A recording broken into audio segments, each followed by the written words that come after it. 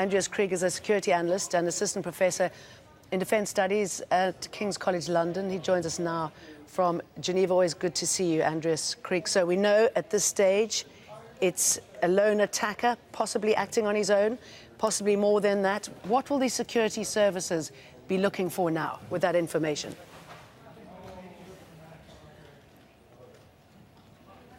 Well, it's very important to verify now whether he acted on his own or was part of a wider network, which obviously would then open questions of whether the very successful, usually very successful counterterrorism policy of the UK security services has actually not functioned.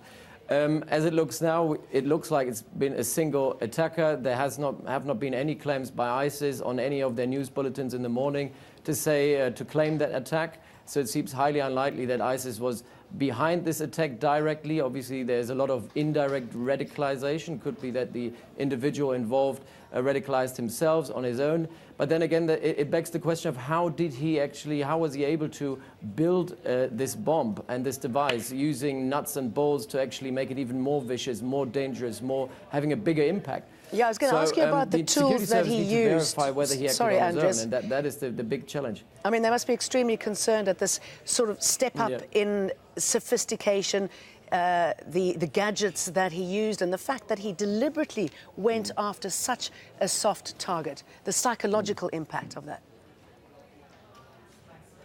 Yeah.